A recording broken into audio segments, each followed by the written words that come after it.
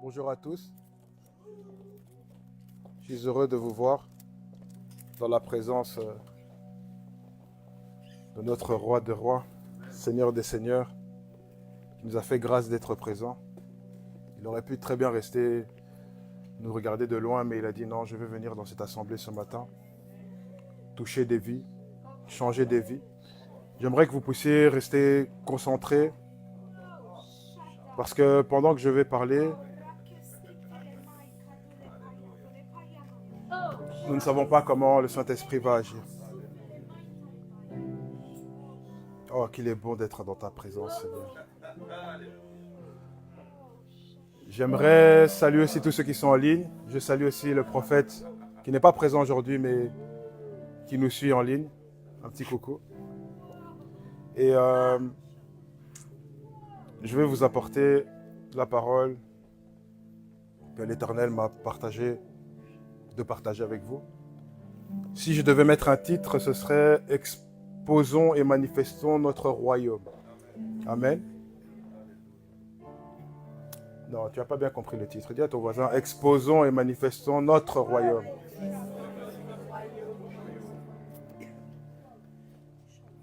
Alors je vais vous conduire rapidement dans Lévitique 17:11.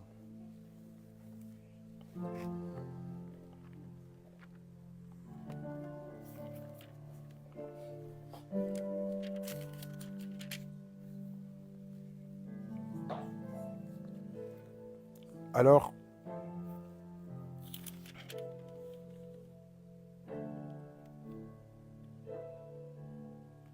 donc, car l'âme de la chair est dans le sang, et moi, je vous l'ai donné sur l'autel pour faire propriation de vos âmes, car c'est le sang qui fait propriation pour l'âme. Et dans ma Bible, il y a une note de bas de page où on dit que l'âme est égale à la vie. D'accord? Dans la version Chouraki, on dit « Oui, l'être de la chair est dans le sang. Et moi, je vous l'ai donné sur l'autel pour absoudre vos êtres. Oui, le sang, lui, absout dans l'être. Pardon. » Alors, donc, ici, c'est intéressant de se dire donc, l'âme de la chair est dans le sang, c'est ce que dit la parole, et l'être de la chair est dans le sang. Amen. Alors, je suis parti voir la définition du mot âme et du mot être. Parce qu'il faut pouvoir, quand on lit ce genre de choses, il faut pouvoir vraiment rentrer et demander aussi au Saint-Esprit de comprendre. Ça ne sert à rien de lire pour lire, sinon là, on fait comme si on lisait un livre. Le but, c'est de demander à l'Esprit de pouvoir nous éclairer aussi sur sa parole. Il nous a donné des outils pour cela. Parfois, il nous inspire, mais je vous encourage à creuser aussi parfois quand vous plongez dans la parole. Alors, l'âme, une définition, c'est le siège de l'activité psychique et des états de conscience de quelqu'un. Ensemble des dispositions intellectuelles, morales, affectives qui forment son individualité, son moi profond. Donc on parle d'esprit, intellect, cœur, conscience. Donc ça c'est l'âme. Donc si on doit vraiment regarder, on sent, donc on voit que l'âme au fait, c'est le nid au fait de tout ce qui est émotion, sentiment, raisonnement. Parce qu'on parle de morale. Intellect, l'intellect ça vient du raisonnement aussi, parce qu'on réfléchit aussi. Et l'être, c'est tout ce qui vit, spécialement un individu d'une espèce animale. Et il y avait une deuxième définition qui disait, l'être, c'est la nature profonde de quelqu'un. Donc ta nature profonde provient de ton sang. Alors il y avait aussi deux mots importants. Il y avait propitiation et absoudre. Et la propitiation, c'est l'action rendant Dieu propice. Donc, c'est quoi rendre Dieu propice? C'est animé d'une intention favorable aux hommes et par conséquent, procurant le rachat des fautes commises. Amen. Et absoudre, c'est permettre à un coupable d'échapper à toute mesure répressive. 2. Pardonner la faute de quelqu'un, l'en excuser. Amen. Donc, si on relit tout,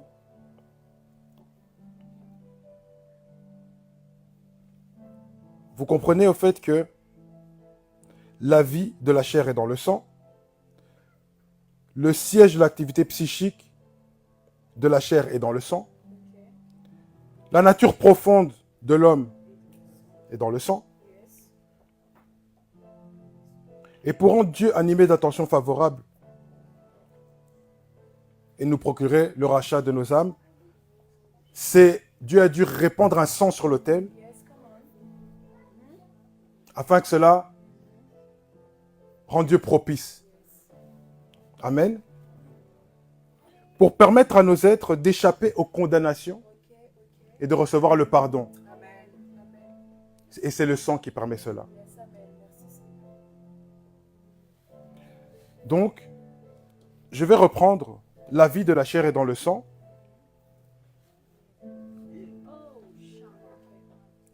On prend une famille lambda et je vais prendre un exemple où vous voyez que la grand-mère était comme ça. La mère est comme ça. La fille est comme ça. Et la petite fille est comme ça. Ou le grand-père, le père, le fils et le petit-fils. Vous voyez parfois qu'il y a des choses qui reviennent. Et on se dit, mais Seigneur, pourtant je prie. Pourtant, je fais, je ne comprends pas, Seigneur. Comment ça se fait que... C'est tout simplement le sang. C'est tout simplement le sang.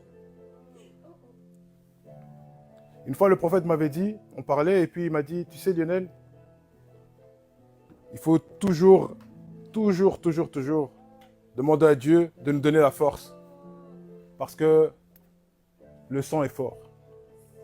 Et quand il me disait ça, je disais oui, mais je n'avais pas vraiment bien creusé dans cette histoire. Je me suis dit, ouais, c'est le sang, mais là, quand Dieu m'a donné ce verset, j'ai compris au fait que c'était sérieux, au fait. Que pour annuler, au fait, cet impact du sang, il a fallu que Dieu répande un sang.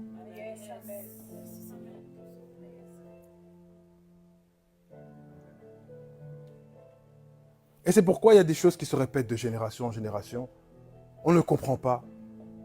On se dit, mais comment ça peut nous arriver? Parfois, on se dit, je suis bête. Oh, pourquoi, Seigneur? C'est le sang. Et quand on parle du siège de l'activité psychique de la chair et dans le sang, on comprend donc qu'il y a tout ce qui est développement psychologique, on peut le retrouver dans le sang. C'est que derrière le sang, il y a peut-être une pensée. Il y a peut-être quelque chose qui te pousse à. Incontrôlable. Parce que c'est dans le sang. Tu ne le perçois pas, tu ne le sens pas, c'est en toi.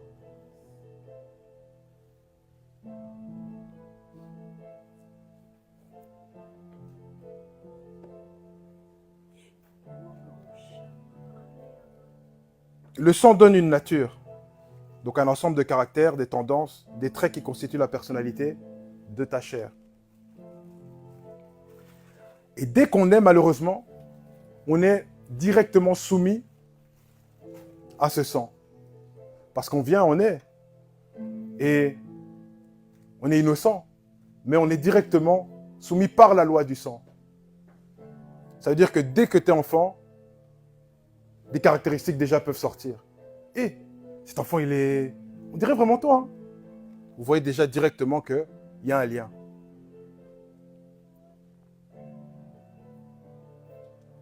Mais Christ a donné le sien sur l'autel. Il a donné son sang sur l'autel. Et ce sang-là, en fait, ce qu'il fait, c'est qu'il nous donne une faveur devant Dieu. Une faveur parce que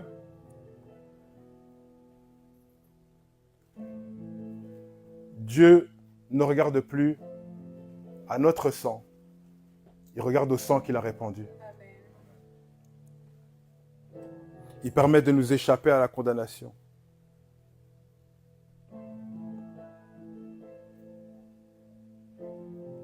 Et j'aimerais revenir sur un point, c'est si le siège de l'activité psychique de la chair est dans le sang. Donc, comme j'ai dit tout à l'heure, le sang peut produire des pensées, certaines caractéristiques ressortant de nous. Et je vais vous conduire dans Genèse 4:10, rapidement.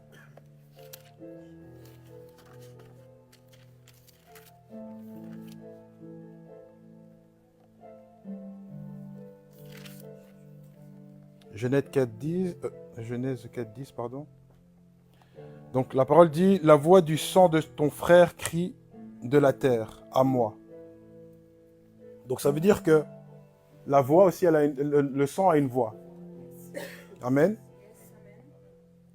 Et cette voix aussi, elle peut crier certaines choses. Là, à ce moment-là, c'était le sang de quelqu'un qui avait été tué, malheureusement par son frère, qui criait à Dieu. Qu'est-ce que ton sang crie aujourd'hui? Qu'est-ce que ton sang apporte comme voix aujourd'hui?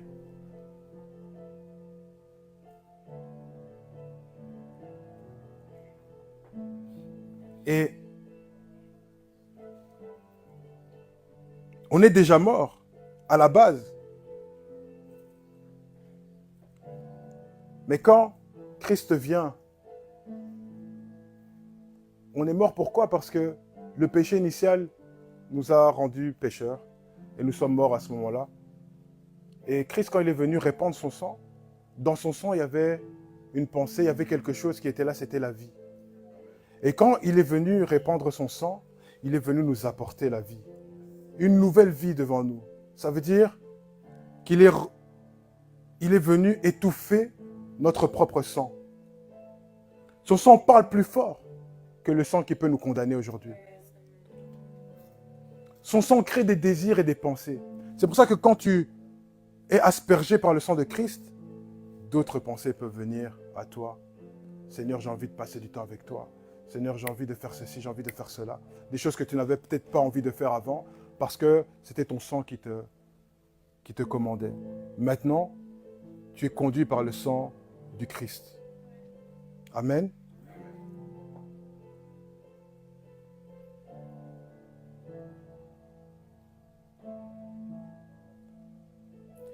Alors, comme j'ai dit, quand le sang du Christ a été répandu sur l'autel, ça nous a apporté une nouvelle vie.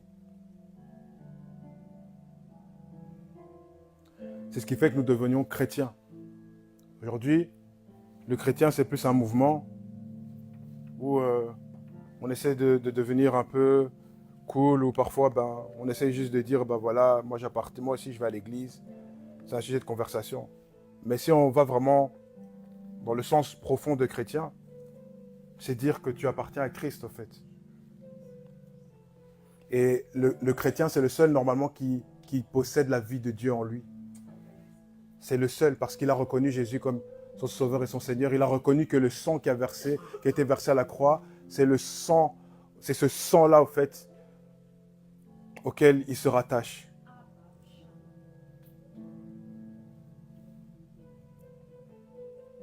Alors, pourquoi avoir une nouvelle vie si tu décides de toujours agir de la même manière? Tu n'as pas changé. Quand tu regardes le avant, il n'y a pas d'avant et d'après. Tu agis toujours de la même manière, tu ne changes pas et tu as toujours les mêmes habitudes. Et le sang de Jésus est censé parler plus fort. Mais maintenant, si tu ne changes pas d'habitude, c'est comme si tu faisais taire le sang de Jésus. Si tu gardes certaines attitudes, c'est comme si ce sang-là, en fait, il a été versé en vain. Et à ce moment-là, tu pèches. Alors, il fallait encore mieux ne pas l'accepter. Là, tu serais innocent, entre guillemets. Même si tu es déjà condamné par innocence. Mais là, tu dis que je veux faire de toi, Seigneur, mon Sauveur et mon Seigneur. Je décide de marcher dans tes voies. Et je ne dis pas que c'est facile. Je décide d'avancer. Et qu'est-ce qui se passe? Tu ne changes pas. Tu restes le même. Ce qui va se passer, c'est comme si tu avais permis à ce que Jésus se fasse frapper à la croix. Qu'il prenne tout contre toi. Qu'il se dise, écoute, je fais ça pour que toi, tu sois libre et que tu puisses avancer librement. Et c'est comme si tu le regardais et tu disais, ouais, t'es mort et tu continues à faire ta vie. C'est même pas que tu regardes la croix et que tu te dis, non Seigneur, vraiment merci, je suis libre et je vais m'efforcer. Même si ce n'est pas facile tous les jours, je vais m'efforcer à avancer droitement avec toi. Non, ce qu'on fait, c'est on le crucifie une nouvelle fois et en vain.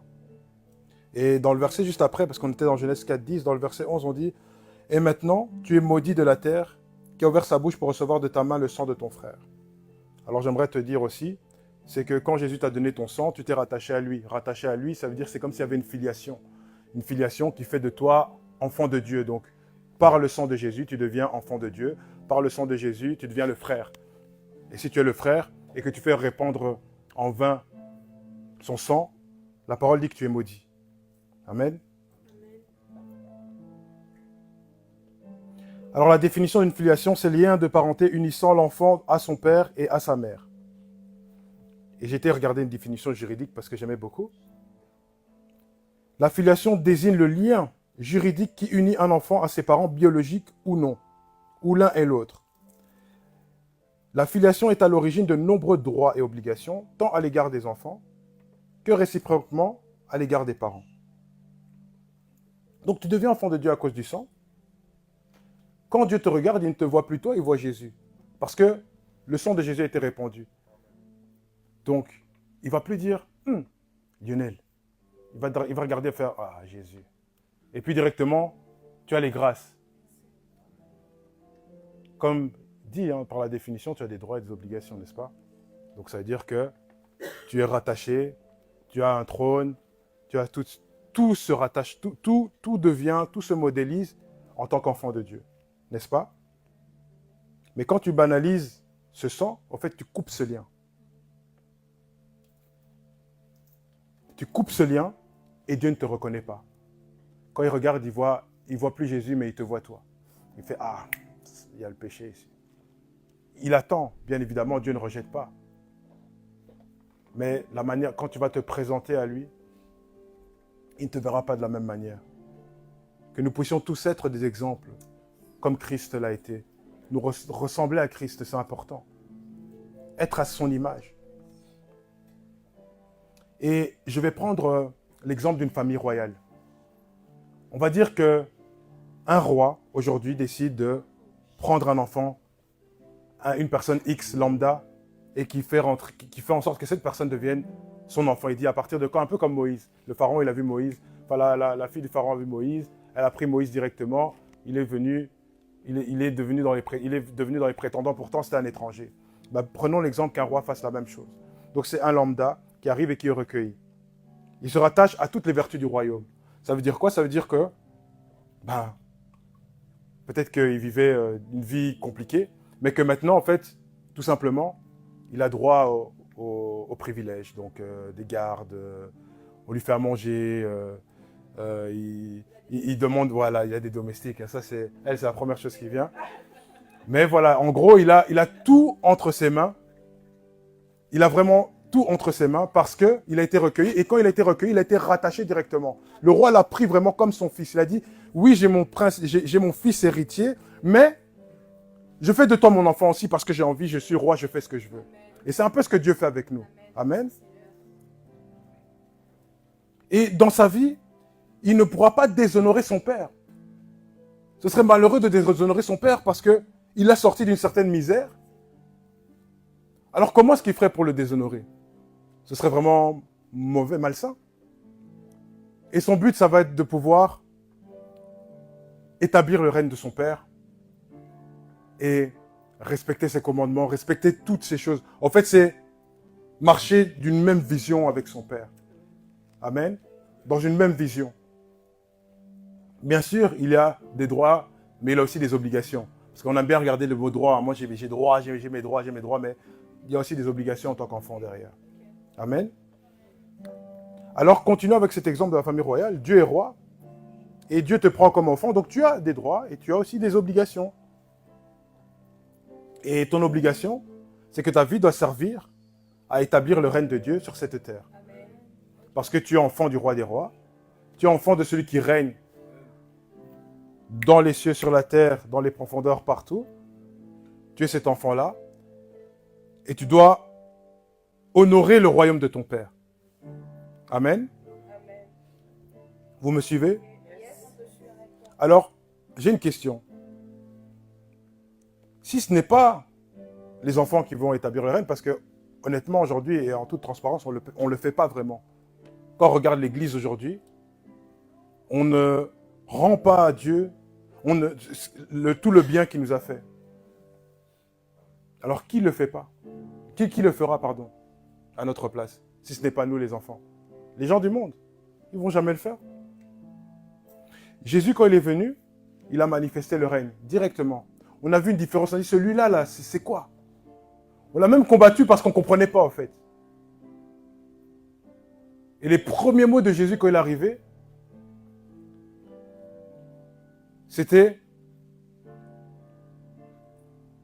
il commença à prêcher et il dit, le royaume des cieux est proche. Quand on regarde dans Matthieu, si vous voulez, on peut aller voir après. Quand on regarde dans Matthieu, on voit que il sort du désert. Et puis après, il alla au temple. Et on dit, la parole dit, et il commença à prêcher. Donc c'est là qu'il a commencé à prêcher.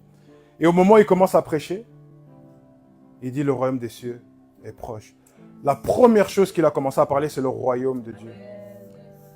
Il est venu vraiment avec ce message de parler du royaume.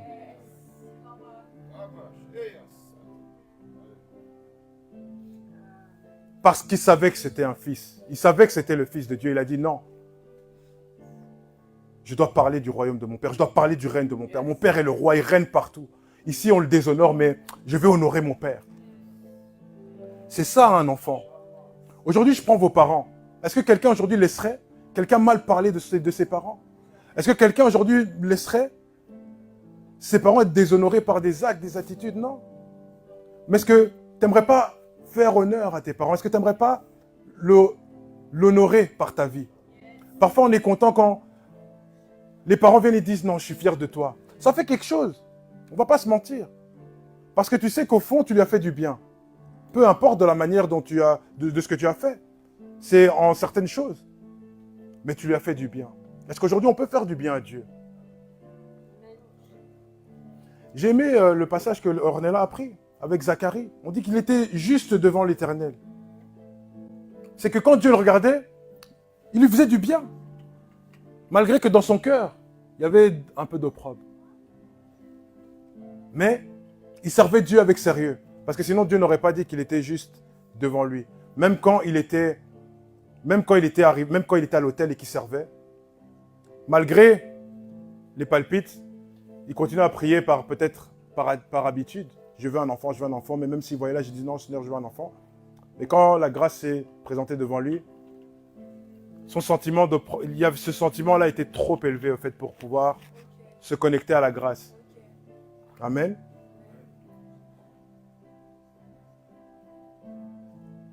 Et il faut savoir aussi, c'est que dans ce monde, ils ont aussi leur propre règne. Et eux aussi, ils veulent exposer le règne de leur Père. Et eux ne s'en gênent pas. De jour en jour, on voit les choses changer. De jour en jour, on voit l'intensité augmenter. Mais nous, à chaque fois, on diminue. Eux, ils croissent et nous, on diminue, alors que ça devrait être l'inverse. On peut voir cela comme un royaume qui cherche à s'étendre et à étouffer le règne de notre Père. Et généralement, qu'est-ce qu'ils vont faire? Ils vont rattacher à leur cause des personnes, en fait, qui ont des soucis identitaires. Généralement, c'est ça. On joue sur l'identité. Oh, tu te sens pas bien? Oh, mais tu te sens pas un peu femme, toi? Ah, tu sais, la femme, elle doit être grande, hein. Elle doit faire ceci, cela. Je ne dis pas que la femme ne doit pas être grande. Je parle des mouvements féministes. Je parle de tout ce qui est les histoires de transgenrerie et tout ça et consorts là. Je ne vais pas commencer à citer parce qu'après on va commencer à me mettre sur des trucs ici. Mais c'est des choses, au fait, c'est comme ça qu'ils commencent à rattacher les choses du monde. Et ça va très vite, ça rentre même dans l'église. J'ai vu qu'il y avait même un prêtre qui commençait à faire certains mariages et tout ça. Bon, je m'arrête là parce qu'après, on va commencer à me... Je vais m'arrêter là. Mais vous savez de quoi on parle. On sait tous de quoi on parle. Et c'est souvent des soucis identitaires. Et de notre côté, qu'est-ce qu'on fait réellement? Parce que Dieu doit être connu. Il veut récupérer ses enfants. Parce que quand il nous a créés, il a dit, il s'est dit, je vais faire plein d'enfants. Et malheureusement, parfois on a des désirs, parfois on est mis de côté et parfois il n'est même pas connu. Certaines parties du monde, Dieu n'a jamais été, si Jésus-Christ, le nom de Jésus-Christ ne sort pas. Et il a besoin en fait de pouvoir sortir. Il a besoin d'être connu. Il se dit, non, je suis le roi. Comment ça se fait que ces enfants-là n'ont pas entendu mon nom? Mais où est mon fils qui va les parler là-bas? C'est ça qu'il attend de nous, en fait. Dieu doit être adoré et glorifié. Un roi comme lui doit recevoir des louanges, des adorations sans cesse. Si les anges dans le ciel ne font que chanter son nom et louer son nom, on dit que son trône demeure au milieu de louanges et des adorations. Comment ça se fait que nous, ses enfants, nous ne le faisions pas? Des êtres autres que ses enfants, c'est comme si un roi, il se dit, ouais, dehors je suis adoré, dehors je suis truc, mais dans sa maison il n'est pas respecté. C'est pas normal. Dehors il est... En haut, il y a tous les anges, ils sont... Et c'est bien, les anges c'est merveilleux, c'est magnifique, parce que les gens qui ont eu peut-être l'expérience de voir des anges, ont pu voir des lumières, des trucs. Mais c'est pas ça qu'il veut, lui il veut toi. Lui c'est ce qu'il cherche, c'est toi en fait, son enfant. Mais nous ne faisons pas ça. Nous ne faisons rien, malheureusement. Et nous laissons le monde, donc c'est-à-dire l'autre royaume, continuer à grandir et à s'étendre. Nous les laissons nous infiltrer. Malheureusement, il y a plein de fausses églises aujourd'hui. Et dans ces fausses églises, il y a plein de bêtises. Et ils s'infiltrent même pour déshonorer le nom de notre Père. Qu'est-ce que ça veut dire? Ça veut dire que c'est comme si dans le royaume, vous voyez ça comme ça, vous imaginez, vous comprenez. C'est comme si dans le royaume, il y avait un intrus qui est rentré, et cet intrus, il ramène d'autres intrus pour semer la discorde dans votre propre royaume. Oui, mais dans le royaume de notre Père, ça se passe comme ça, avec toutes ces bêtises-là qu'il y a dans les églises, dans les fausses églises, là. Il n'y a même pas de différence entre nous et eux. Comment est-ce que vous voulez parler et dire aux gens, mais non, notre Père, c'est pas comme ça, c'est comme ça. Parce qu'il faut des faits. Les gens vont dire, oui, mais prouve-nous que c'est vrai, ce que tu dis. Qu'est-ce qui fait la différence entre cette église-là et cette église-là? Je connais une personne qui a vécu, même deux, même plusieurs en fait, parce que ça me vient, des personnes qui ont vécu des expériences traumatisantes à cause des églises. Je vais prendre l'exemple d'un. Il a un frère qui est malade. Et il y a un pasteur qui lui a dit, tu sais, il a dit à la mère, hein, donne-moi de l'argent, je vais prier et ton fils sera guéri. Jusqu'aujourd'hui. Et elle a continué à donner. Elle a dit non, tu sais, il faut persévérer. Et tout ça, elle a continué. Elle s'est fait dépouiller comme ça. Et ce garçon, il me dit, Lionel, je ne peux pas entendre parler de l'église aujourd'hui. Je ne veux plus jamais entendre parler. Il a dit, je te respecte parce que je te vois tes droits et tout ça, mais je vois que tu avances ça, mais moi, il ne faut pas me parler de ça. Il ne faut pas me dire... Et des gens comme ça, au début, j'allais au dialogue et j'ai compris que ça ne servait à rien, en fait. J'ai compris que ça ne servait à rien parce que c'est juste un combat et ce n'est pas nous qui devons mener le combat, en fait. Nous, ce qu'on peut faire, c'est semer et après, on peut prier et par la prière, ça peut venir. Ou alors, si le Saint-Esprit, à ce moment-là, te guide de faire ce que lui te dit de faire. Parce qu'à ce moment-là, c'est-à-dire que c'est le moment et l'instant important. Mais cette personne-là, qu'est-ce que je peux lui dire? Cette personne-là, je me dis, mais Seigneur, si seulement il avait rencontré, je ne sais pas, même un vrai serviteur, sa vie serait différente. Aujourd'hui, ça me fait de la peine quand je le vois. Pourtant, c'est quelqu'un de bien, mais ça me fait de la peine. Et combien autour de nous, nous n'avons pas des personnes comme ça qui ont été blessées par ces gens infiltrés? Et nous ne marquons pas la différence. Parfois, il y a des scandales dans le milieu chrétien. On dit oui, on est des enfants de Dieu, mais des scandales très sérieux. Alors, je ne suis pas là pour pointer du doigt, mais c'est un fait, c'est réel. Et nous trouvons parfois des excuses. On ne va pas se mentir aussi. Vous savez, Dieu n'agit plus comme ça. C'était à l'époque. Jésus, il y avait les disciples, et puis après... S'il y a des trucs comme ça, c'est que c'est un peu faux. La parole ne dit-elle pas qu'il est le même hier, aujourd'hui, éternellement? Alors pourquoi est-ce qu'on ne voit plus toutes ces choses-là? Nous voulons être assis juste sur le trône, parce qu'on a dit qu'on est des enfants, on veut être assis, avoir les domestiques, hein, comme tu dis. Mais le reste à côté, on ne veut pas ça. On veut juste nos droits, mais on ne veut pas Les obligations, on ne veut pas. On se dit, ouf, Seigneur, non, là, tu veux me faire sortir de... Mais je suis assis sur le trône, pourquoi? Pourquoi est-ce que je dois sortir? Jésus lui-même, il était dans la gloire, dans une gloire pas possible. Il s'est dépouillé tout ça pour venir ici. Mais toi, tu t'assieds, tu ne veux plus te lever. Non, allez, arrêtons un peu. Et nous tombons dans un métro boulot dodo.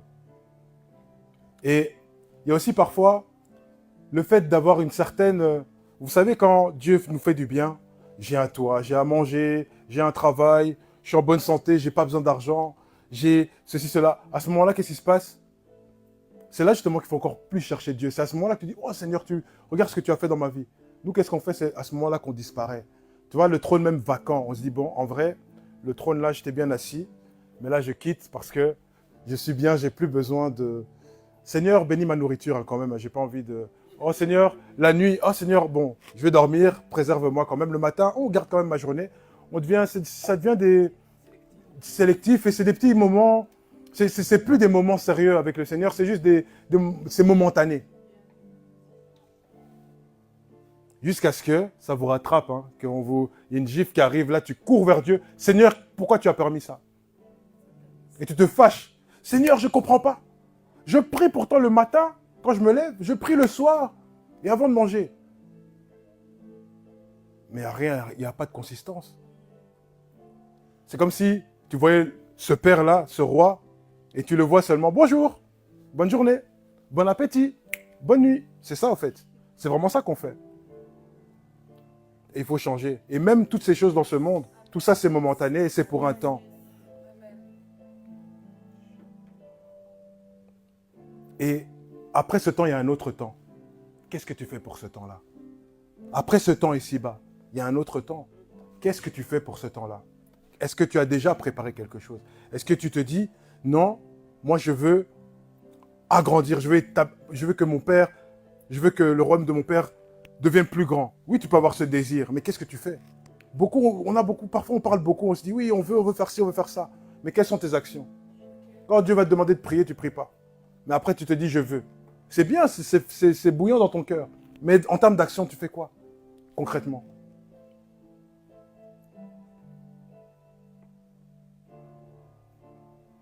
Nous devons parler de notre royaume et nous devons manifester notre royaume. Vous savez, si on voit deux personnes de royaumes différents, même aujourd'hui, on va pouvoir les reconnaître, même des gens qui parlent la même langue. On va prendre les Belges et les Français. C'est deux royaumes. Bon, c'est pas un royaume la France, mais vous avez compris. C'est une république et ici un royaume, parce que je vous connais ici. Après, il a dit la France deux royaumes. Non, non, on est éduqués. Donc, ici, donc, il y a la France et il y a la Belgique. Et vous voyez donc qu'on parle la même langue, mais on sait reconnaître un Français. J'allais tirer sur le Français, mais je vais me retenir. On sait reconnaître un Français, même les Anglais des États-Unis et ceux d'Angleterre. On reconnaît.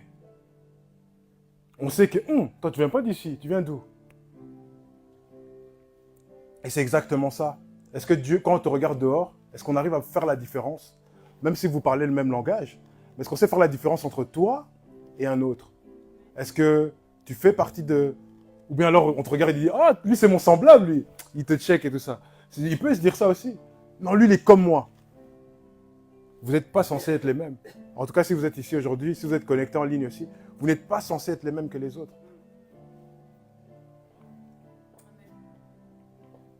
Et en tant qu'enfant de Dieu, de par son autorité, parce qu'il a l'autorité, nous, en tant qu'enfants, on reçoit une autorité, on reçoit un mandat. Amen. Mais chacun a son propre mandat. Donc, je t'ai dis déjà à ton voisin, regarde ton mandat et ne regarde pas le mien. Oui, oui. Et que tu peux dire aussi à ton voisin que ton mandat bénisse la terre aussi. Et dis encore à ton voisin, je ne serai pas jaloux de ton mandat.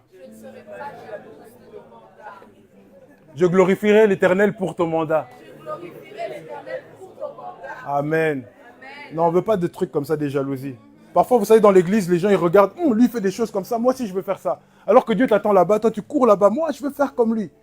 Je vais prendre un exemple. Imaginons que Dieu donne la grâce à quelqu'un, boum, il prie, il guérit les malades.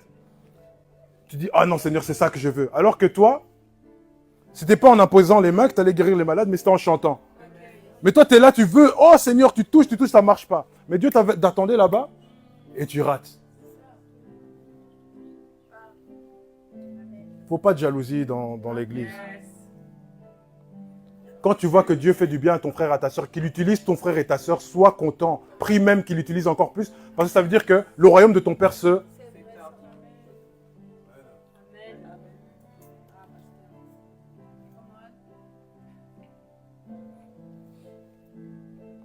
Et la personne qui active le mandat, c'est le Saint-Esprit. Le Saint-Esprit, c'est ton avantage quand tu restes connecté. À partir du moment où tu es connecté, toute soumission s'arrête. Parce que, comme j'ai dit, le mandat vient de l'autorité. C'est-à-dire que parce que tu es enfant, tu as l'autorité. Cette autorité te délivre un mandat. Un mandat où il n'y a plus rien qui peut... Quelque chose va arriver, tu présentes le mandat, la chose se soumet directement. Mais tu dois être connecté. Parce que c'est le Saint-Esprit qui active ce mandat. Si le Saint-Esprit n'est pas là, ce n'est pas possible. C'est pourquoi Jésus l'a dit, il est préférable que je retourne. Parce que s'il était là, ça n'aurait pas été possible. Il y aurait un mandat, il serait vraiment avec lui seulement partout. Mais comme il est reparti, il nous a donné sa vie. C'est comme s'il y avait des Jésus partout. Et ayant des Jésus partout, cette autorité est partout.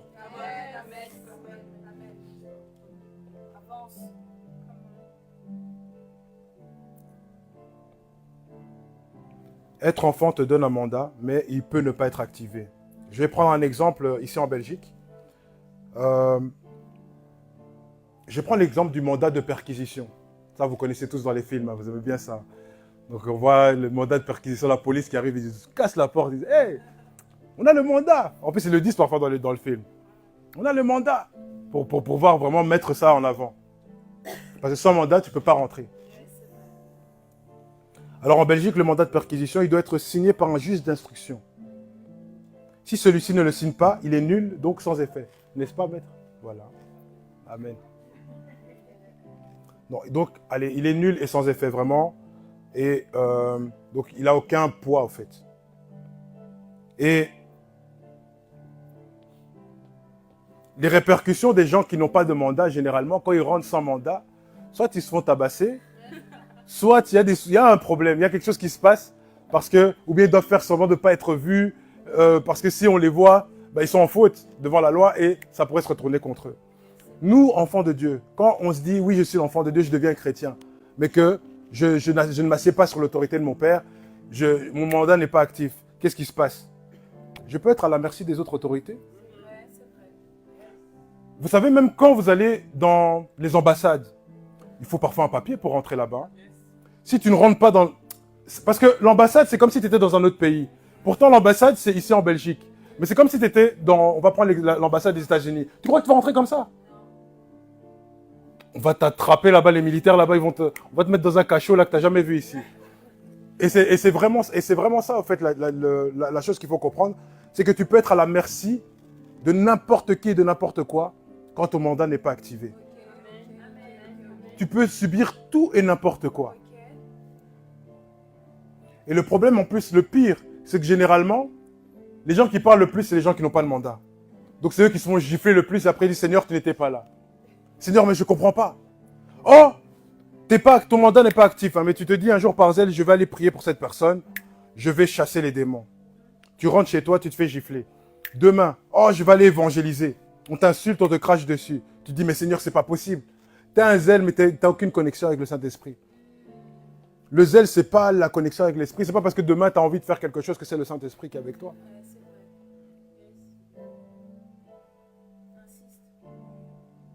Mais quand le mandat est activé, tu deviens la personne qui fait ce pourquoi il est mandaté. C'est là que tu démontres la vérité du royaume de Dieu. C'est quand il est activé que tu démontres. Et le mandat est puissant. Il a la capacité de déposer ce qu'il y a dans le royaume des cieux, ici-bas sur terre. Parce qu'en soi, tu viens d'un autre royaume. Tu es soumis à une autre autorité, plus puissante. Si demain tu as besoin de quelque chose d'en haut, pourquoi est-ce que tu stresses? Pourquoi est-ce que tu ne fais pas juste descendre ça? C'est ton droit. Toi, tu as des obligations, mais c'est ton droit. C'est ton droit de dire, oh, bon, je suis sur cette terre, bon, c'est vrai que Jésus, il n'avait pas demandé, lui, il est resté, il est venu, il s'est vraiment fait plus petit que... Mais Dieu aussi veut ton bien. Tu peux dire, bon papa, écoute, moi j'aimerais bien, peut-être que tu dors mal, j'aimerais bien que tu changes le matelas ici, tu tires ça, bam, ça change. J'ai pris un exemple, j'ai parlé du matelas comme ça, mais on peut très bien parler de n'importe quelle situation. Seigneur, cette situation me met mal à l'aise. J'appelle ça tout de suite d'en haut, que ça descende ici maintenant. C'est un pouvoir qu'il y a dans ton mandat. Maintenant, Dieu t'a donné pour les autres aussi, hein, pas que pour toi. Généralement, c'est pour les autres. Donc ça veut dire que toi, quand tu vas, il faut demander à quelqu'un qui a un mandat ici de prier pour toi. Si vous étiez, prie un peu pour moi comme ça, et puis ça arrive. Mais, sinon, quand on regarde bien, Dieu... Ouf. Ok. Quand on regarde bien seulement. Ah, Seigneur. Est-ce que nous avons conscience que nous avons parfois un mandat? Non, on oublie. Et aujourd'hui, le chrétien, malheureusement, subit la vie et ne manifeste pas la vie que Christ lui a donnée. Je vais prendre quelques exemples. Il y a beaucoup de gens qui ont un art oratoire très sérieux. Ils savent très bien parler, te parler la parole, mais quand tu regardes dans la profondeur, il n'y a rien, malheureusement. Il connaît tous les passages bibliques, mais nada. Et ça, c'est triste. Aujourd'hui, il y a beaucoup de chrétiens comme ça, qui veulent être vus, par exemple, sur les réseaux, qui veulent être entendus, mais il n'y a aucune consistance. Et c'est de ça que Dieu se plaint aussi. Le chrétien, aujourd'hui, il est désespéré. La vie le frappe tellement qu'il n'arrive plus. Il dit, je vais prier seulement. Et il n'a aucun... Et ça me fait penser... Je ne dis pas que Zacharie était désespéré parce qu'on dit qu'il était juste devant les yeux de Dieu, mais peut-être que s'il y avait cette opprobre en lui et à sa femme, c'est qu'il y avait quand même un désespoir quelque part. Aujourd'hui, le chrétien, il vient, il sert. Comme elle dit, c'était un ministre. Désespéré. C'est comme si aujourd'hui je venais, je prêche, mais au fond de moi, j'en peux plus. Et si Dieu vient, je suis tellement désespéré que je ne verrai même pas le miracle. Aujourd'hui, c'est comme ça que le chrétien est, c'est qu'il est totalement désespéré. Et le chrétien aussi, il fait quelque chose aujourd'hui, c'est qu'il se débat par lui-même. Ça veut dire quoi? Ça veut dire qu'il veut tout faire par lui-même. Ça veut dire qu'il se dit, moi, je veux que les choses soient faites comme ça. Seigneur, Dieu, par exemple, va te dire, demain, je t'amènerai aux États-Unis. Allez, toi, tu cherches le billet d'avion, tu cherches tout, tu vas faire tous tes papiers, tu vois que tu dois payer 3 000 €, tu n'as pas les 3 000 €. Tu dis, oh Seigneur, tu commences à demander de l'argent à gauche et à droite, tu arrives là-bas, tu ne sais même pas ce que tu dois faire, Dieu t'a rien dit. Donc tu arrives là-bas, tu reviens, tu dis, Seigneur, tu m'as menti. C'est toi qui n'as pas compris. C'est juste toi qui n'as pas compris. Parfois, en fait, on veut accélérer les choses. Parfois, on entend une parole, on veut courir dedans. C'est pas ça. Qu'est-ce que Dieu t'a dit? Oui, il t'a donné cette parole. Demande-lui quand. Comment?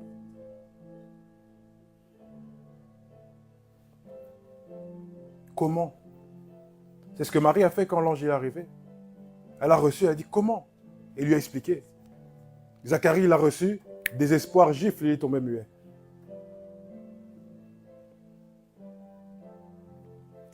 Je le redis, le mandat a la capacité de prendre ce qu'il est en haut et de le déposer ici.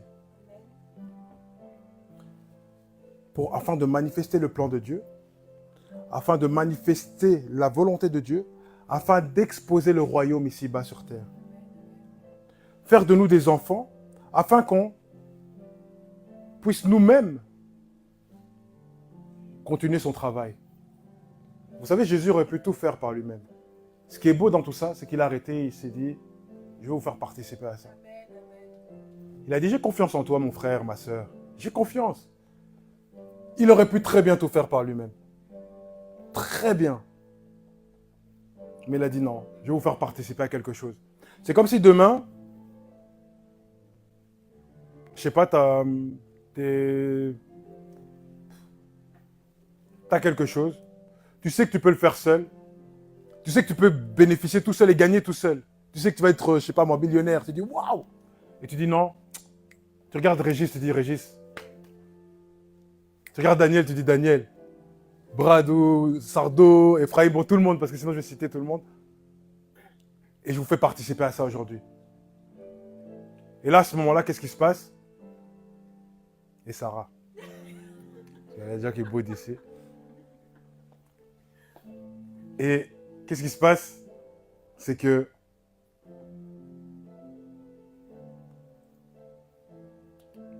vous participez et vous gagnez ensemble. Vous fêtez ensemble. Vous êtes dans la joie ensemble. Et normalement, permettre à quelqu'un de participer à ce genre de projet, ça renforce les liens. Parce que tu te dis, waouh, tu aurais pu le faire seul, mais tu me permets de faire avec toi. Quelle grâce j'ai. Alors comme j'ai cette grâce, je vais me donner à fond. Parce que je sais que sans toi, ça ne me serait jamais arrivé. Normalement, c'est comme ça qu'on devrait être vis-à-vis de Jésus. Mais est-ce que vraiment on est comme ça, vraiment aujourd'hui? Comme j'ai dit tout à l'heure, Jésus parlait beaucoup du royaume. Il y a plusieurs paraboles qui parlent du royaume, justement. Et comme je l'ai dit aussi tout à l'heure, quand il est arrivé dans... Vous pouvez trouver ça dans Matthieu 4, 17. Quand il est arrivé, il a commencé à prêcher. Il a prêché directement le royaume. Sa première prédication, c'était le royaume. Ce n'était pas du développement personnel, c'était le royaume. Ce n'était pas tu vas devenir riche, c'était le royaume.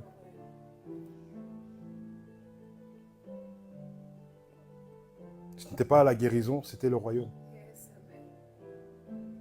Et on peut prendre tous les sujets comme ça. La première chose, ce qui faisait jaillir, ce qui sortait de lui, c'était le royaume. Et nous, aujourd'hui, nous avons perdu cette notion. Encore une fois, je reviens avec ça, parce que c'est quelque chose d'important, c'est le métro boulot dodo. C'est tout ce qu'on fait, tout depuis là, à un moment donné, notre vie actuellement. Parfois, on est dans un train, on fait tout de la même manière. Ça, parfois, on perd ces notions. On rentre chez nous, on est fatigué. On est là, on a dit, oh, c'était dur au travail. Oh Seigneur, demain, pardonne-moi.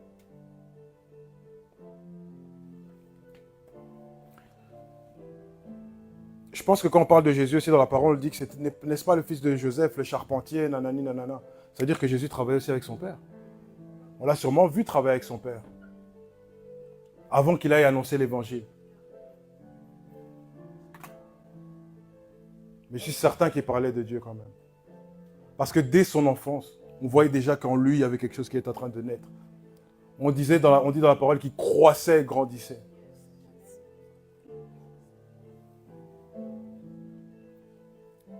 Parfois, ce qui peut bloquer ces notions, ce qui peut nous faire oublier ces notions, c'est nos projets.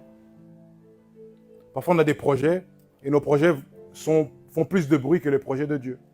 C'est-à-dire que même le sang de Jésus, quand il va parler, il va dire, ah, fais ça. Tu dis, non, non, moi je dois faire ça. Et je veux faire ça.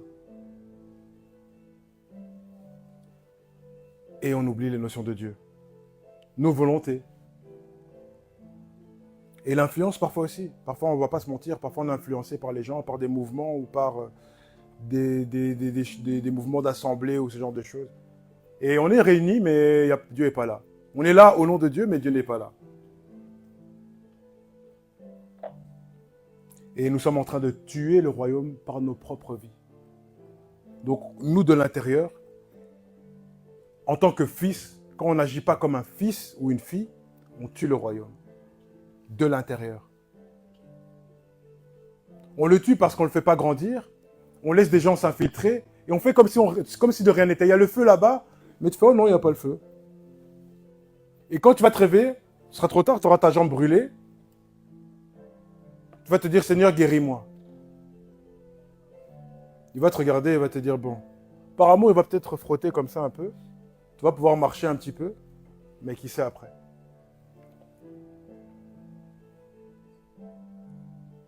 Et le pire dans tout ça, c'est que nous impactons des gens aussi parce que des gens doivent être sauvés par nous.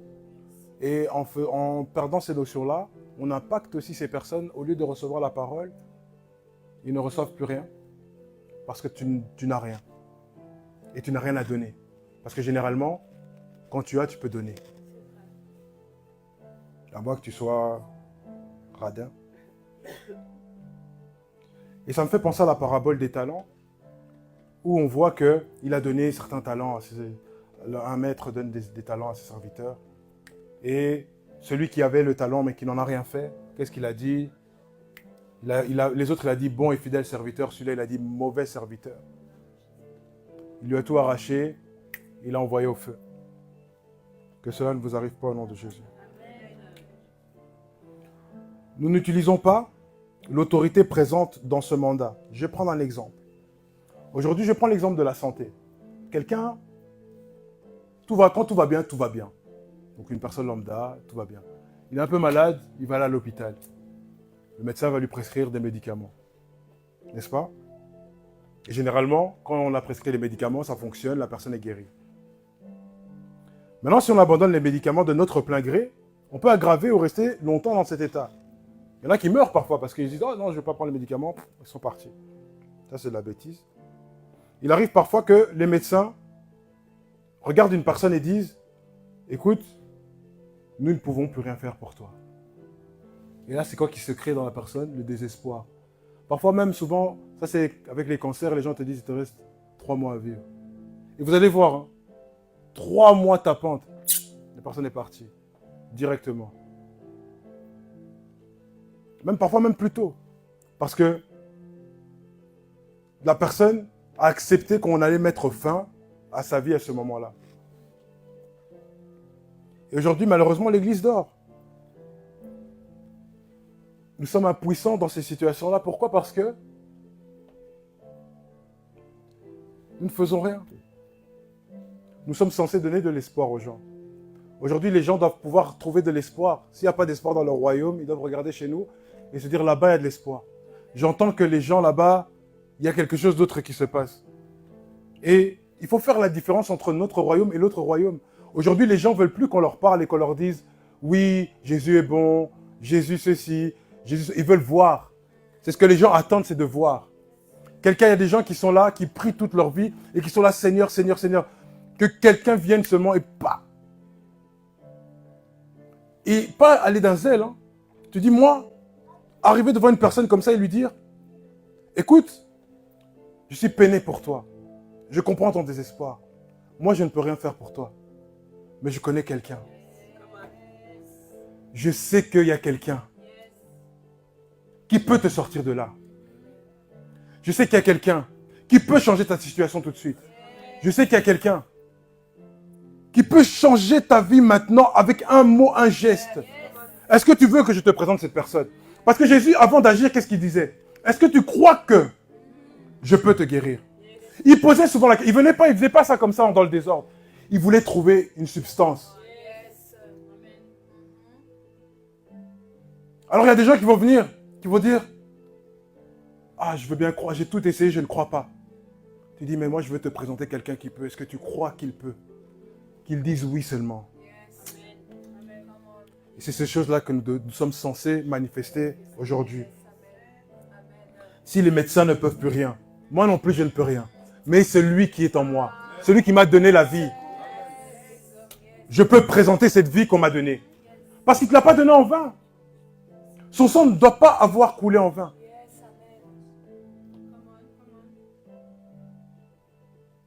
Et Jésus, c'est ça qui est trop fort, hein. Il faisait tout naturellement. Parfois, quand j'imagine un peu la Bible, je le vois, il marche comme ça. Il marche comme ça, et puis il voit les gens, on l'accueille. Et puis il vient, il voit quelqu'un, l'Esprit lui dit, ah, va vers cette personne, il va vers cette personne. Est-ce que tu crois que je peux te sauver? Il entend quelqu'un, ah, Seigneur Jésus, est-ce que tu crois que je peux? Oui, allez, reçois, Kamata. Il y en a même une qui vient, elle attrape. Il dit, ouf, j'ai senti une force sortir de moi. C'est-à-dire que, elle, dans son désir, il y avait déjà la foi qui était, elle a dit, elle n'a même pas dû entendre Jésus dire, est-ce que tu crois? Elle a dit, je crois. Elle a attrapé son vêtement. C'est là que quelque chose est sorti, elle a dit, non, non, non, assurément. Et il y a plein de personnes comme ça qui ont bénéficié de cela. D'autres peut-être étaient malades, mais n'ont pas bénéficié de cela parce que il n'y avait pas cette croyance. Il n'y avait pas cette foi à l'intérieur d'eux. Mais Jésus faisait tout naturellement. C'était lui, au fait. Et si on doit être à son image, on doit être comme ça aussi, tout faire naturellement. Mais est-ce qu'aujourd'hui, on peut prétendre faire ces choses naturellement? Et souvent, qu'est-ce qu'on va dire? On va dire, ouais, mais c'était le Fils de Dieu, c'est normal. C'est normal, non? Il n'était pas comme nous. En vrai, qu'on arrête de se mentir. Est-ce qu'il était vraiment comme nous? De chair de père et de mère. Ah, lui, il avait un seul côté qui tirait. L'autre côté, ça tirait pas parce qu'il y avait Dieu dedans. Il est né d'une femme. Quand tu nais d'une femme, biologiquement, tu es humain, tu es homme. Il était homme comme nous. Ça, c'est la première chose. Deuxième chose, si vous ne voulez pas me croire qu'il était humain, il avait sa propre volonté comme nous.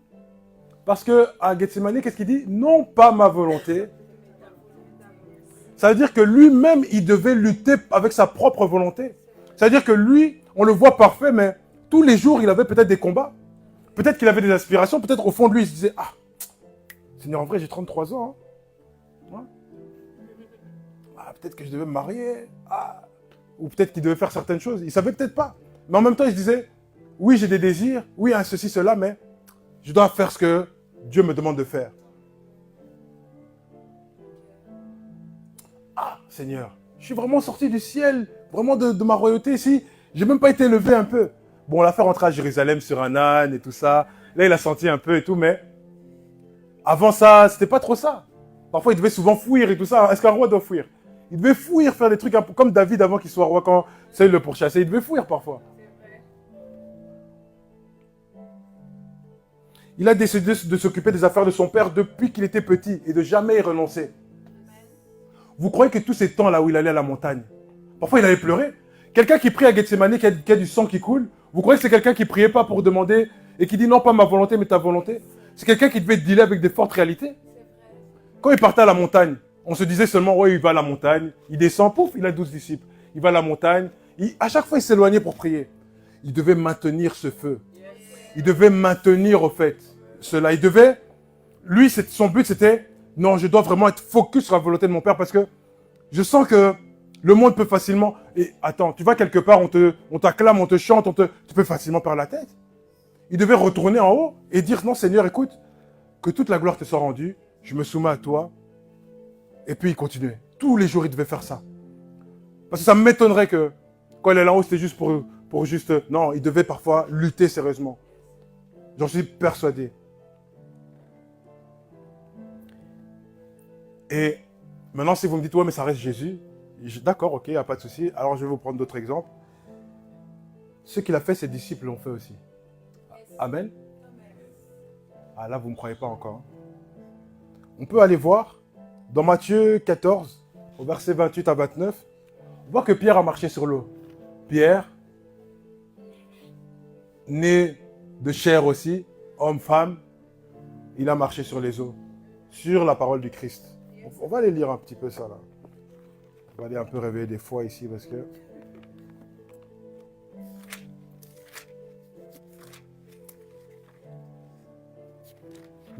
Matthieu 14, 28, 29. Donc, et Pierre lui répondant, dit, Seigneur, si toi, commande-moi d'aller à toi sur les eaux. Non, attends. Si c'est toi, commande-moi d'aller à toi sur les eaux. Et le Seigneur lui dit, viens. Et Pierre, étant descendu de la nacelle, marcha sur les eaux pour aller à Jésus. Encore une fois, qu'est-ce qu'il a fallu? Une parole. Aujourd'hui, on veut faire des choses sans la parole. Il a marché sur les eaux. J'avais lu une fois, ma grand-mère elle aimait bien les livres de Yongiko. Et bon, moi, quand il y avait des trucs comme ça, je lisais parfois. Dans un des livres, il y avait une expérience où il y avait une croisade dans une île. Comme ça, il fallait prendre le bateau. Il y a 3 filles qui se sont dit, on va prier, on va intercéder, on va jeûner, et on va partir, on va marcher sur l'eau. Les filles sont mortes. Elles sont mortes. Et ça fait des gros problèmes. Parce que les gens se disent, oui, mais regardez, vous faites des mouvements. Et quand vous faites des mouvements, eh ben maintenant les gens vous suivent, ils font n'importe quoi. Ça, c'est de la bêtise. Est-ce que Dieu leur avait dit de marcher sur les eaux? Dieu leur avait pas dit ça. Dieu n'avait pas activé le mandat. Parce que là, en parlant, il a parlé, le mandat était activé. Les lois physiques et naturelles ne fonctionnent plus. Et là, il pouvait marcher.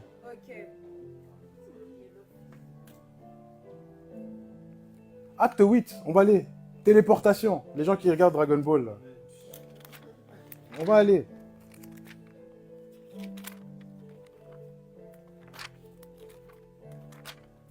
Pourtant, c'est des choses, on se dit, mais c'est pas normal. Comment c'est possible?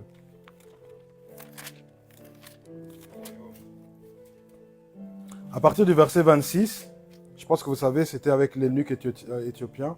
Donc c'était Philippe. Donc, et un ange du Seigneur parla à Philippe, disant, lève-toi, va vers le midi sur le chemin qui descend de Jérusalem à Gaza, lequel est désert. D'accord? Donc retenez bien, hein, Jérusalem à Gaza. Donc lui, il était à Jérusalem, il devait se rendre à Gaza. D'accord? Lequel est désert, et lui, se levant, il s'en alla. Et voici un Éthiopien eunuque, homme puissant, à la cour de Candace, reine des Éthiopiens, intendant de tous ses trésors et qui était venu pour adorer à Jérusalem sans retourner. Donc, un eunuque éthiopien qui vient à Jérusalem pour venir adorer. Et il était assis dans son char et lisait le prophète Ésaïe. Et l'Esprit dit à Philippe, approche-toi, joins-toi à ce char. Donc, après, il se passe ce qui se passe. Là, je vais avancer un petit peu. Au verset 38. Et il donna l'ordre qu'on arrêta le char et ils descendirent tous les deux à l'eau, parce qu'il y avait un étendu d'eau. Et Philippe et l'eunuque, et Philippe le baptisa. Donc Philippe, il a vu un coin d'eau, donc il a un peu prêché à l'eunuque. Il a rentré dans l'eau, il le baptisa. Et quand ils furent remontés hors de l'eau, l'Esprit du Seigneur enleva Philippe et l'eunuque ne le vit plus car il continua son chemin tout joyeux. Mais Philippe fut trouvé à Azote. Maintenant, quand vous regardez, j'ai une carte dans ma Bible, donc j'ai dit, Seigneur, moi je dois comprendre cette histoire. Et quand je regarde la carte,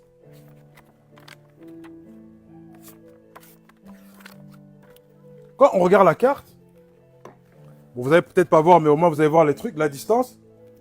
Jérusalem, c'est ici. Gaza, c'est là-bas. Mais lui, on le retrouva là-bas. À l'instant, donc, il ne vit plus. Donc, genre, il te baptise et tout d'un coup, il n'est plus là, il est ailleurs. Non, allez, arrêtez, s'il vous plaît. Arrêtez. Les lois physiques, naturelles, toutes ces choses-là. Le mandat, une fois que le mandat s'active, il n'y a plus rien de normal. On peut t'avoir dit quelque chose. On peut t'avoir dit non, ceci, non, cela, non, cela. Quand le mandat s'active, c'est terminé. Tout change. L'impossible devient possible. L'incompréhensible devient compréhensible pour vous, mais incompréhensible pour les hommes. Ils vont te demander pourquoi, comment. Toi-même, tu ne sais pas. Tu vas dire mandat, Christ, shift, amen. C'est juste ça. On va même dans Acte 5. Là, on voit l'ombre avec Pierre. Là, on revient sur Pierre.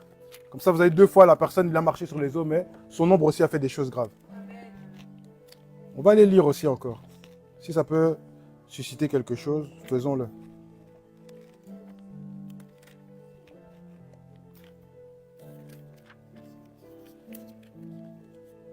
Acte 5, au verset 14.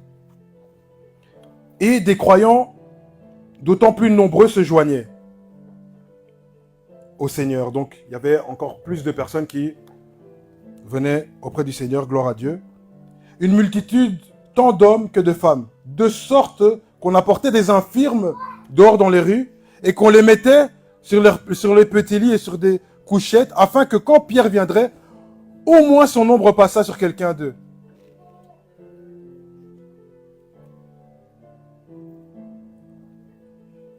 Et la multitude aussi des villes et des alentours s'assemblait à Jérusalem apportant les infirmes et ceux qui étaient tourmentés par des esprits immondes. Ils étaient tous guéris. Amen. Alors, ici vous comprenez que, moi j'aime bien parce que parfois des gens ils sont infirmes, ils ne savent même pas bouger. Et la foi des autres permet ces personnes d'être connectées à la bénédiction. C'est comme les gens qui ont ramené Jésus, ils sont montés sur un toit avec une personne, ils transportaient, ils ont tout fait, ils ont souffert. Ils sont montés sur le toit, ils ont tout fait. Et puis, ils ont apporté la personne à Jésus. Il lui a dit, lève-toi et marche. C'était la personne avec, quand il a dit oui, que tes fléchis à pardonner. Et puis après, il a dit non, en fait, je vais vous dire, lève-toi et marche. Et puis, il a pris son truc, il a marché. Et les gens sont devenus fous. C'est parce qu'il y a la foi de certaines personnes parfois qui peut activer aussi cela chez d'autres personnes.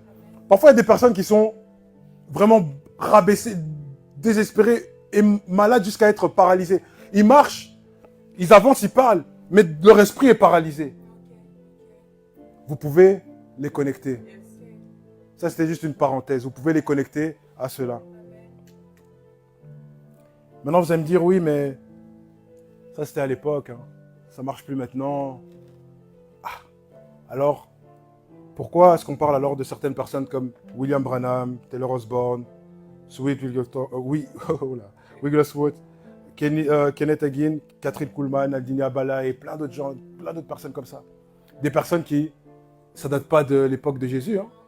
C'était il y a peut-être 100 ans maximum, 200 max. Et ces personnes-là ont manifesté des choses, ce n'était pas possible. Des croisades, c'était incroyable. Ils remplissaient des stades, et ça faisait des miracles et des miracles. Mais aujourd'hui, en 2025, pardon, qu'est-ce qu'on voit? Aujourd'hui, en 2025, qu'est-ce qu'on fait? En fait, nous, on veut juste se réconforter. Parfois, on trouve des arguments. Oh, Dieu ne veut pas, en fait. C'est pour te réconforter, parce que Dieu veut sauver tout à chacun. C'est te réconforter quand tu fais ça. Si tu veux vraiment savoir, il faut activer ton mandat. Et pour l'activer, c'est dans l'intimité. Il est venu exposer le royaume. Il est venu déposer ça sur terre. Il est venu défier toutes les lois. La loi de la Torah, avant c'était la loi. Les pharisiens sont arrivés, ils connaissaient la loi par cœur. Il est venu tout défier. Les pharisiens disaient, c'est pas possible, c'est qui celui-là? Il a toujours des réponses, pourtant ils connaissent la Torah par cœur, mais il a les réponses. Parce que son mandat est activé. Comme son mandat était activé, comme il avait une intimité, il pouvait tout démontrer. Et parole, et puissance, tout. Et rien ni personne ne pouvait l'arrêter. On va prendre Luc 4. Vous êtes encore avec moi?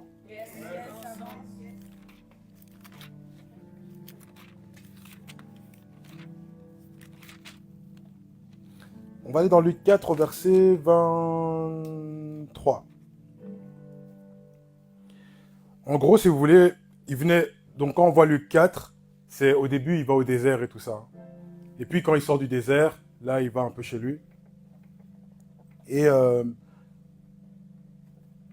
vais même remonter au 22. Et tous lui rendaient témoignage et s'étonnaient des paroles de grâce qui sortaient de sa bouche. Et il disait, celui-ci n'est-il pas le fils de Joseph? Il leur dit, assurément, vous me diriez cette parabole, médecin, guéris-toi toi-même.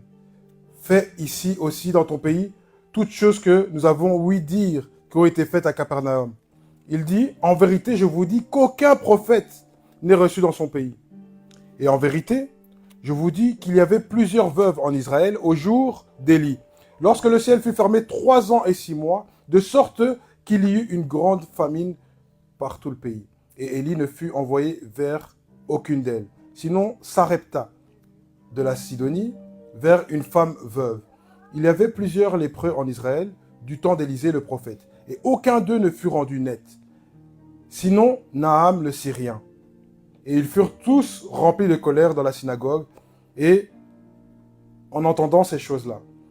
Et s'étant tous levés, ils le chassèrent hors de la ville et le menèrent jusqu'au bord, au bord escarpé de la montagne sur laquelle leur ville était bâtie, de manière à l'en précipiter.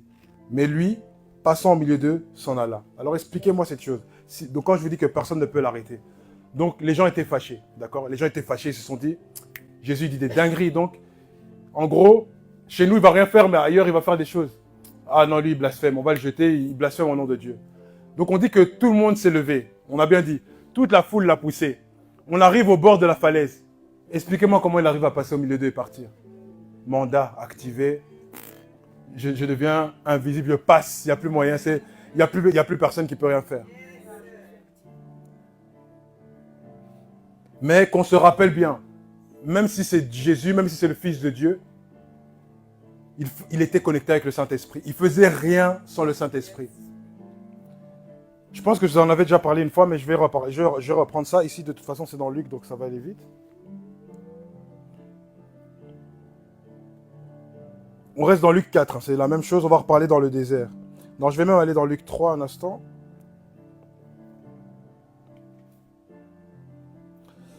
Voilà, donc je vais prendre quelques passages seulement. Donc, ici, donc dans Luc 3, au verset 21, dit « Et il arriva que, comme tout le peuple était baptisé, Jésus aussi étant baptisé et priant, le ciel s'ouvrit, et l'Esprit Saint descendit sur lui, sous une forme corporelle comme une colombe.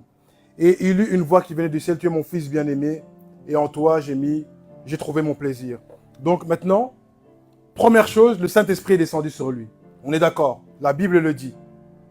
Donc, on voit que Jésus, il y avait un avant Saint-Esprit, et là, le Saint-Esprit arrive. Maintenant, on va au prochain passage. Donc, 1, retenez bien le baptême. 2, au premier verset de Luc 4, on dit « Or, Jésus, plein de l'Esprit, s'en retourna du Jourdain et fut mené par l'Esprit dans le désert. » Donc, ça veut dire quoi? Ça veut dire que, quand on dit « plein », c'est qu'il a creusé, il a grandi dans cette relation, parce que on parle d'abord qu'il est descendu sur lui. Mais là, on dit qu'il est plein du Saint-Esprit. Ça veut dire qu'à un moment donné, plus de toi, plus de toi, plus de toi, plus de toi. Et il était plein. Il était rempli. Et même, il fut amené par l'Esprit dans le désert. Ça veut dire qu'il avait la capacité d'entendre l'Esprit. Son intimité, il avait déjà atteint, ça a été activé. Il a reçu l'Esprit. L'Esprit l'a amené dans le désert. Il est sorti, mandat activé. Et c'est dans l'intimité qu'on reçoit le mandat. Hein? Non, le mandat on le reçoit quand on est enfant de Dieu. Mais il s'active quand on arrive dans l'intimité. D'accord? Il s'active quand on est dans l'intimité. Et parfois, il devient plus important aussi dans l'intimité. Au plus il devient intime, au plus il devient important. Bien évidemment. Et il devient plus important, pourquoi? Parce que tu deviens de plus en plus fiable. Dieu t'a confié des petites choses. Et tu écoutes, tu fais, tu suis. Et il devient plus important. C'est pourquoi ne jalouse jamais ton frère, ni ta soeur à côté, parce que tu ne sais pas ce par quoi il passe. Tu ne sais pas ses temps, tu ne sais pas comment il prie. Tu ne sais pas. Il peut avoir 15 ans comme il peut avoir 75 ans. Respectez les personnes qui sont autour de vous. Vous ne connaissez pas l'intimité que vous avez que ces personnes ont avec Dieu. L'intimité, c'est aussi ce moment où tu reçois l'instruction de Dieu. Jésus, quand il est parti dans le désert, 40 jours, 40 nuits, c'était pour recevoir quelque chose. L'Esprit l'a guidé là-bas. Prépare-toi, parce que je vais activer ton mandat. Aujourd'hui, on veut que les mandats soient activés. Est-ce qu'on est même préparé? Est-ce qu'on aime même se préparer? Ou on fouille directement? L'instruction peut venir de Dieu lui-même, bien évidemment, mais elle peut aussi venir de quelqu'un que Dieu a mis dans ta vie afin que tu puisses avancer. J'appelle ça un instructeur. Il va venir, il va vous apporter quelque chose, un plus pour vous aider à avancer. Parce que parfois, tu n'as pas encore la capacité d'entendre le Saint-Esprit. Lui va entendre pour toi et il va te dire, non, fais ci, fais ça, fais ça. Ça va t'aider pour avancer. Et après, tu vas commencer à entendre, tu vas lui dire, ah, instructeur, regarde, j'ai eu ça, ça, ça. Il a dit, c'est bien, tu grandis, continue, avance. Lui, tout ce qu'il est là, c'est juste t'aider à pouvoir avancer. C'est un peu comme dans l'arbre, sur l'arbre, le bâton qui permet de pouvoir permettre de pouvoir grandir droit, en fait. Le témoin. Et pendant qu'il était tenté par le diable, parce qu'on dit, on revient au verset 2, étant tenté par le diable 40 jours. Donc les gens, ils croient que c'était à la fin des 40 jours que le diable est arrivé, il lui a fait des tentes. Non, 40 jours, il a été tenté par le diable. C'est-à-dire que quand Dieu te demande de te préparer, le diable aussi se prépare à casser le plan de préparation. Il se dit non, tu n'arriveras pas. Parce que le plan du diable, c'est d'empêcher à ce que tu arrives à terme. Empêcher cette activation, parce qu'il sait qu'à partir du moment où le mandat est activé, c'est fini. Il ne pourra plus rien faire contre toi. Là, il peut encore te déranger. Il peut encore mettre des bâtons dans les roues. Mais quand il y a le mandat, s'il y a même de l'eau qui te dérange, tu marches sur l'eau seulement. Les lois, tu actives, tu marches sur l'eau. S'il y a une montagne, tu voles seulement, tu actives le mandat, tu t'envoles au-dessus. Il n'y a rien qui est censé normalement pouvoir t'arrêter. Mais le problème, c'est que aujourd'hui, ce mandat est inactif. On va activer le mandat pour d'autres choses.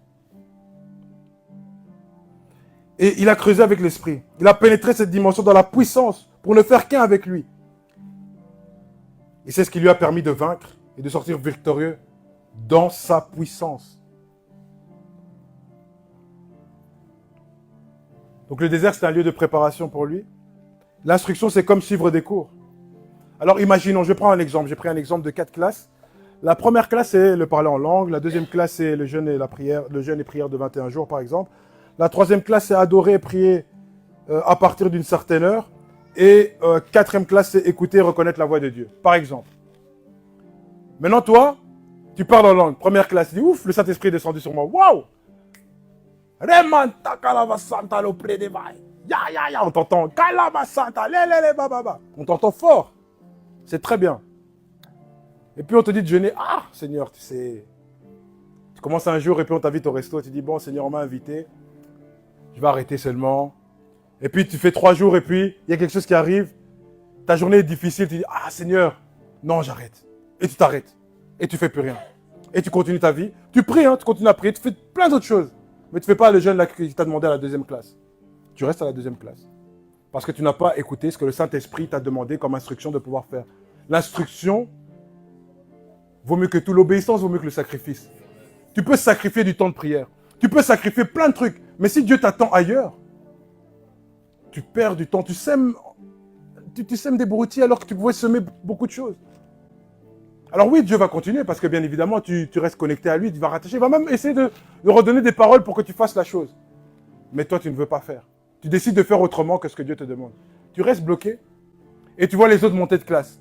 Vous étiez des camarades de classe dans le parlant en langue, l'autre il est déjà classe 4, toi tu es toujours classe 2, tu n'avances pas, tu dis mais oh Seigneur, on dirait qu'il y a les uns et il y a les autres. Hein.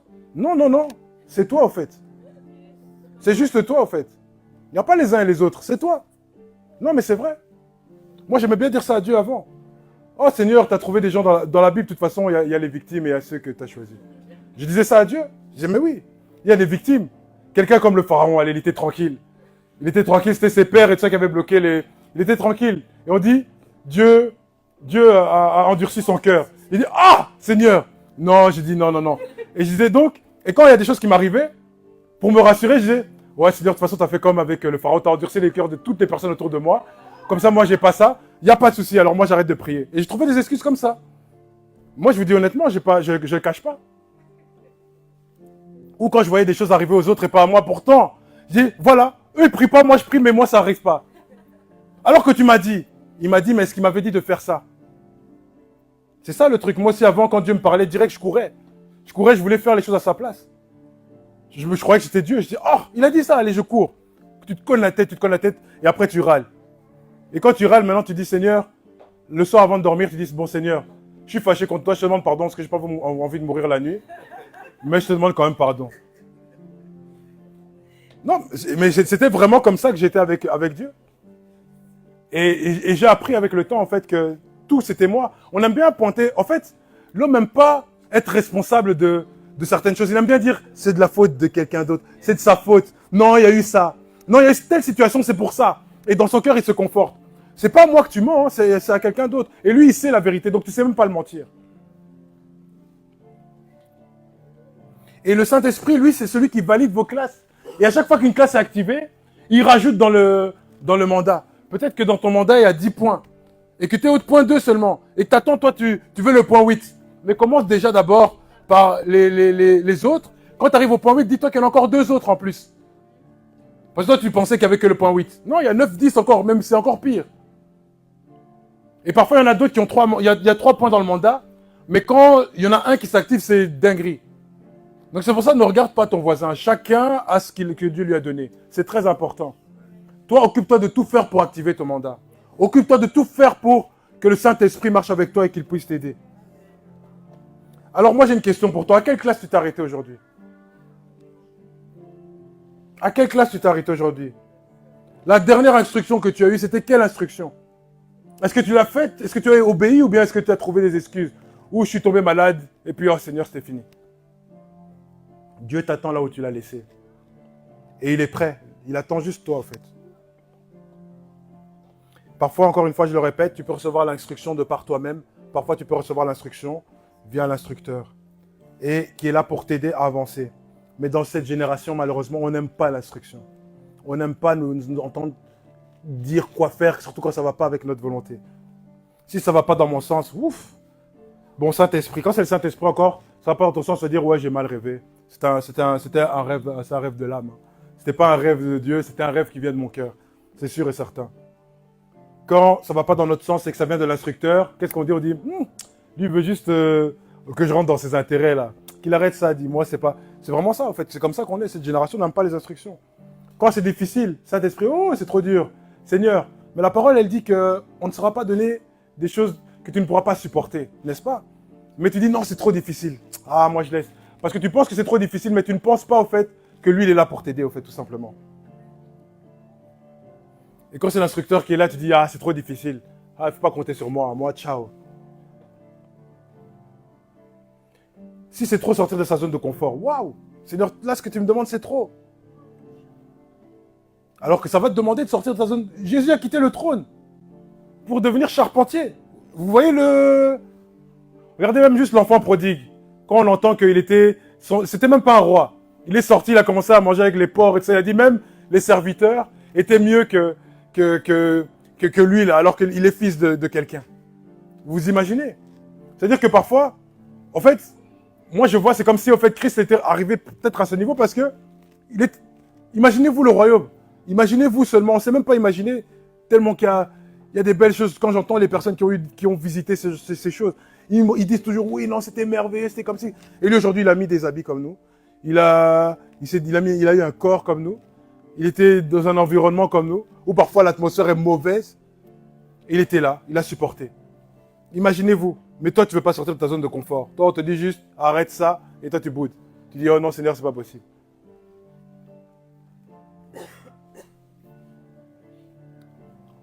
Il peut aussi te demander d'arrêter de faire comme tout le monde. Et ça, tu n'aimes pas. Hein. Parce que toi, tu aimes bien être entouré, faire comme tout le monde, qu'on voit que non, toi, c'est le... Toi, t'es impossible. Toi, c'est 3 fois T.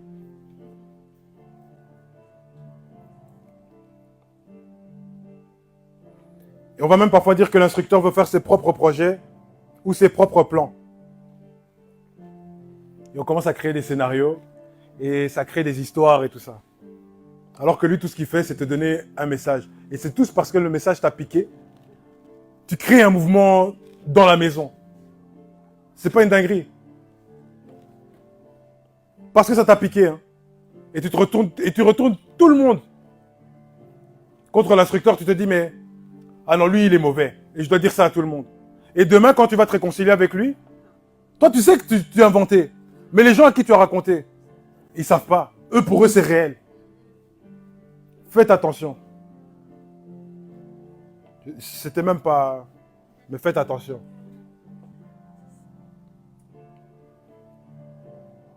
Qu'on arrête ça maintenant. Il faut changer.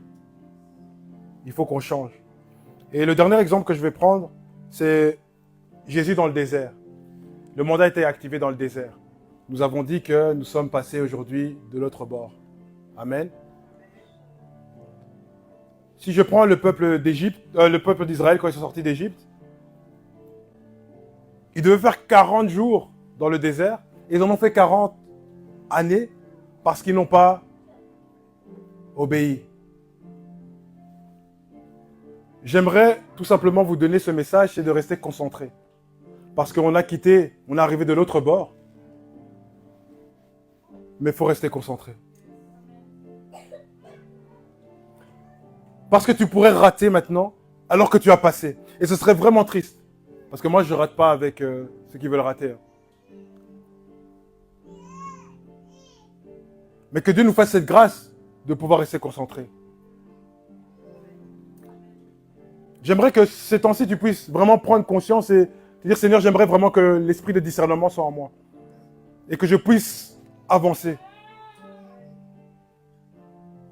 C'est maintenant qu'il faut être concentré. Échouer devant la porte, c'est triste.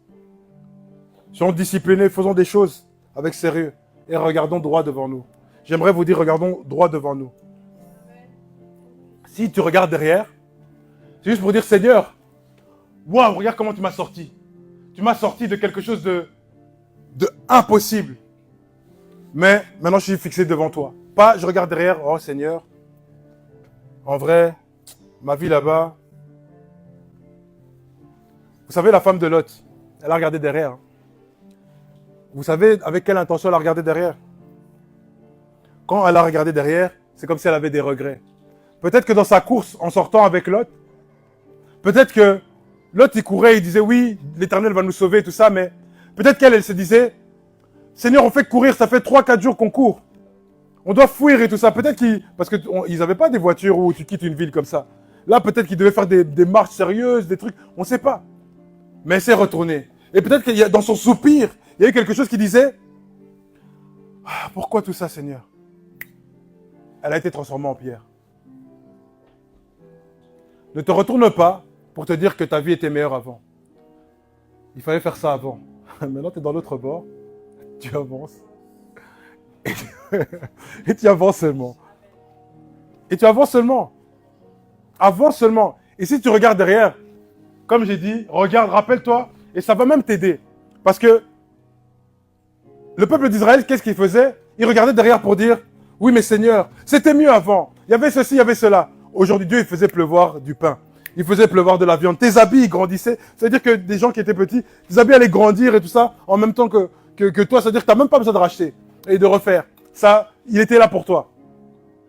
Tu ne voulais pas voir ça? Tout ça parce qu'une fois tu as payé quelque chose, tu dis je regrette ma vie là-bas alors que tu te faisais fouetter et tu avais des situations bizarres. Et parfois on est comme ça. Parfois on dit Seigneur, oui mais avant de te connaître c'était même mieux, il n'y avait pas tout ça.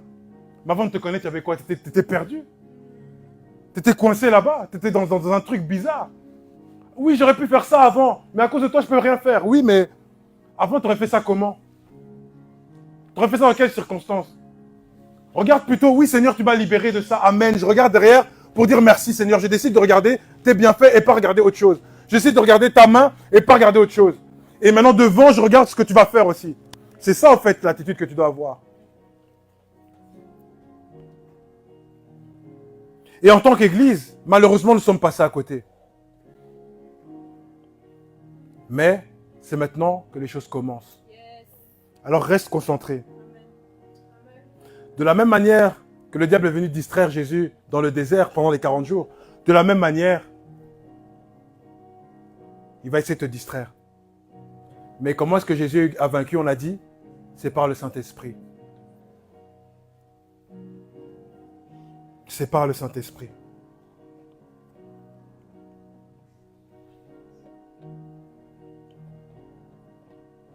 Il a pénétré la dimension dans la puissance de l'Esprit pour ne faire qu'un avec lui. Et c'est ce qui lui a permis de vaincre et de sortir victorieux dans sa puissance.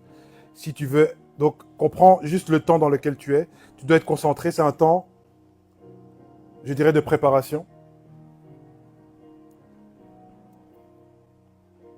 Et échouer, ça arrive. Et c'est possible d'échouer. Mais n'échoue pas toi. Que Dieu ne permette pas que tu échoues. Parce que c'est déjà arrivé. Et après, tu recommences un cycle. Je ne sais pas si vous avez remarqué, mais souvent le cycle du peuple d'Israël, c'était 40, 40, 40, 40, 40, souvent 40 ans. Tu passes de 40 jours à 40 années, c'est chaud. Hein? Alors, ne ratons pas ce cycle, s'il vous plaît. Et soyons déterminés à exposer, à démontrer le royaume de Dieu. Soyons déterminés à manifester Christ. Soyons déterminés à être comme lui.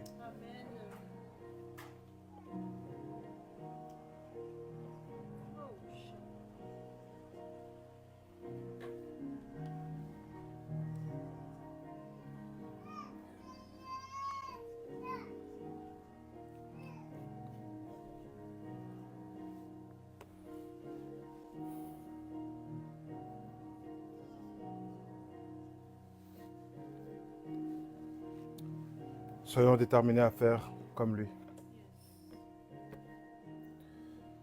Voilà, c'est tout pour moi aujourd'hui. Que Dieu vous bénisse.